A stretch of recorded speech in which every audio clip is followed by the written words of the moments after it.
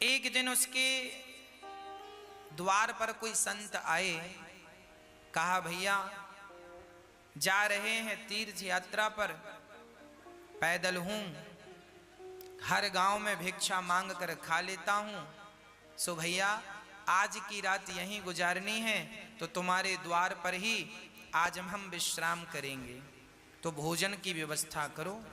किसान बड़ा धार्मिक था, उसने बढ़िया संत के लिए कच्चा दे दिया, आटा इत्यादि। संत ने कच्चा ही मांगा, कहा लो। संत ने बना करके उसे भोग लगाकर किसान को प्रसाद देकर ग्रहण कर लिया।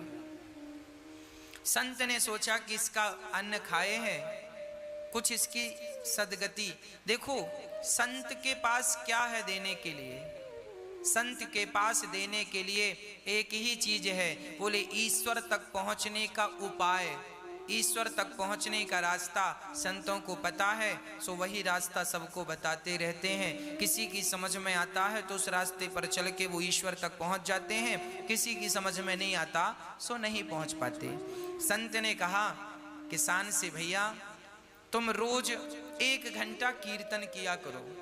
किसान ने कहा सरकार ये काम नहीं हो सकता, मैं किसान हूं और बहुत काम रहता है, पत्नी बच्चों में किसानी में समय बिल्कुल नहीं मिलता कि मैं 1 घंटा कीर्तन करूं। तो संत ने कहा कोई बात नहीं, तुम 1 घंटा कीर्तन नहीं कर सकते तो पास में कोई मंदिर हो तो नियम बनाओ और नियम से एक बार ठाकुर जी का दर्शन करने मंदिर जाया करो।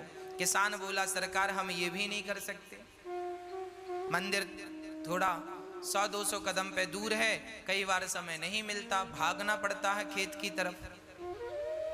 अब संत बड़े चक्कर में पड़े, से क्या उपाय बताऊं?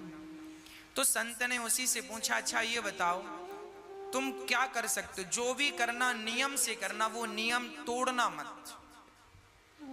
यदि तुम इस नियम से चलोगे तो तुम्हारी भी नैया पार हो जाएगी। तो किसान बोला मेरे बगल में घर के बाजू में एक कुम्हार रहता है, घड़ा बनाता है, आप कहो तो मैं उसका रोज दर्शन कर लिया करूंगा, ये नियम हो सकता? संत ने कहा ठीक है, तुम उस कुम्हार का दर्शन किया करो, नियम बनाओ कि कुम्हार का दर्शन किए बिना तुम भोजन नहीं करोगे, नियम बनाओ। और कुम्हार को इस भाव से देखोगे कि ये भगवान है, और देखकर राम राम जरूर कर लेना भैया, राम राम, और ठाकुर जी का दर्शन कर लेना, उनमें ही वो ईश्वर है ये सोचकर। भले तुम्हें शुरू में ऐसा लगे